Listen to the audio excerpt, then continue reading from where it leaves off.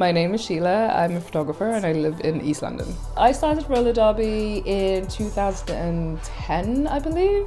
And it was after a breakup. I could see these women just doing this thing and like hitting each other and falling on the ground but having such a great time, and I was just like, holy crap, that looks like so much fun. How can I sign up? So they taught me how to skate. I'd never skated before in my life. It was really interesting because it challenged me in such new ways. I was doing physically doing things I'd never done before. It also put me in touch with accepting, being comfortable, exploring my queerness. So I was in this group of people who were different, and they were different for all the different ways, whether it was socially or gender-wise, the way they presented or the way they explored their sexuality. It was just really different. I think just being in that space enabled me to learn so much from other people and just see all the different possibilities that they were of existing and being, to be able to be myself. So roller derby in that sense championed difference, and I'm forever grateful for that.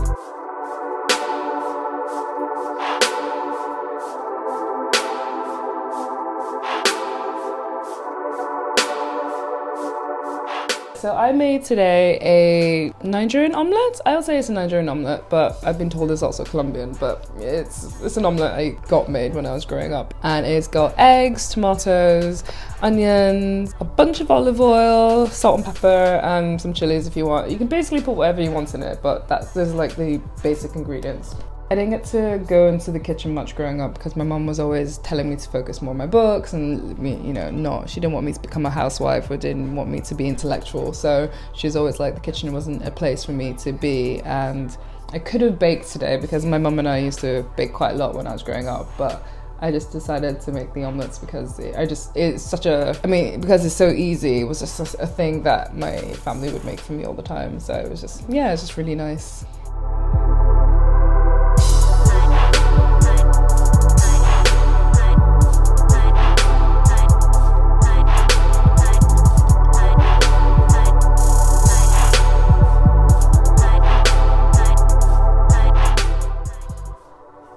I identify as queer. I think I'm most comfortable identifying as a queer cis QPOC, so cis woman. I first started off identifying as bisexual or bi-curious and then bisexual.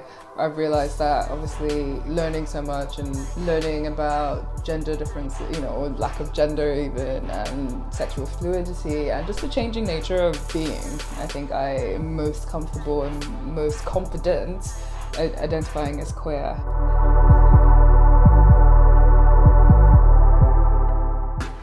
Sex menu.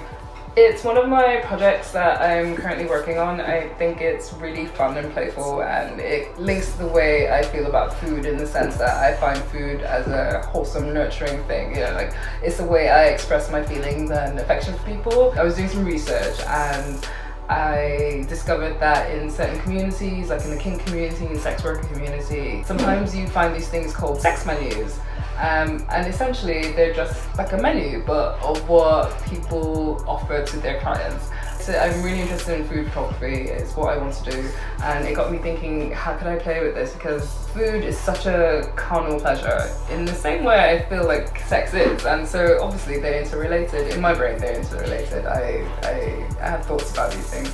I interview people and I get people to respond to my survey and they answer a bunch of questions, and it's just basically their relationship with food. How do they use food? How do they use it to seduce people that they're interested in? So for example, a funny one is like a meat pie. Somebody I know says when he's really into somebody, he makes them or he takes them to his favorite pub and he orders a meat pie, and I'm just like, that's sexy, but to me that's not sexy, but to him he's like, yes, this is the thing, like this means I care for them. I'm like, fair enough, this is really cool.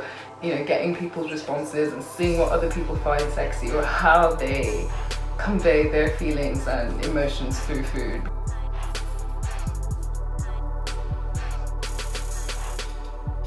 Find someone who supports you, have a good community around you. It's the most rewarding and important thing, I think, because as well, those people will lift you up when you're sad and down, they'll support you when you need it, they'll be there for you, you can be there for them as well, they'll guide you. Like it's almost like having a fairy godmother, but a queer mother instead, or it's the best thing. Like having a community that can help you grow in a positive way is best things that you can do for yourself, really.